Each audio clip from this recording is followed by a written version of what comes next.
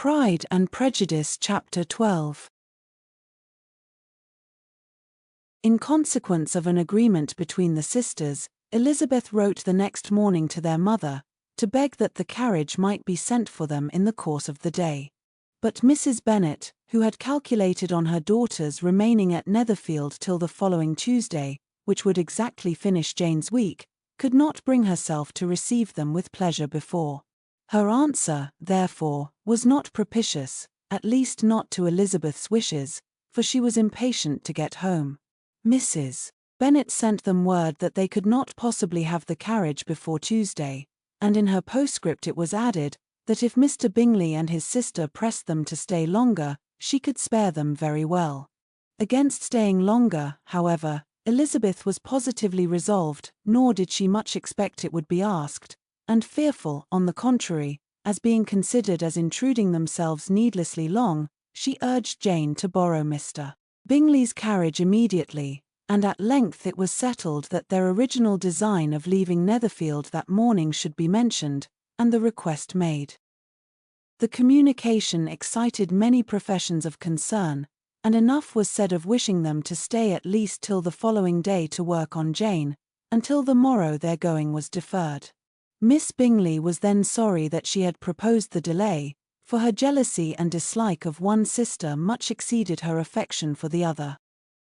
The master of the house heard with real sorrow that they were to go so soon, and repeatedly tried to persuade Miss Bennet that it would not be safe for her, that she was not enough recovered, but Jane was firm where she felt herself to be right.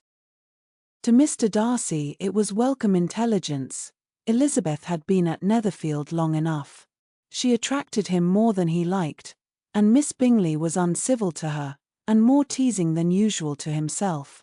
He wisely resolved to be particularly careful that no sign of admiration should now escape him, nothing that could elevate her with the hope of influencing his felicity, sensible that if such an idea had been suggested, his behavior during the last day must have material weight in confirming or crushing it.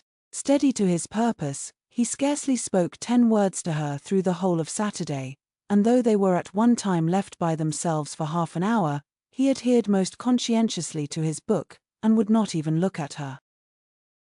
On Sunday, after morning service, the separation, so agreeable to almost all, took place.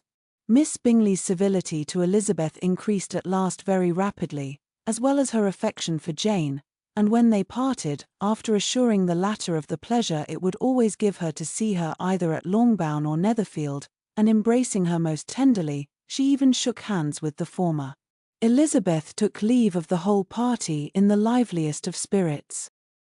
They were not welcomed home very cordially by their mother.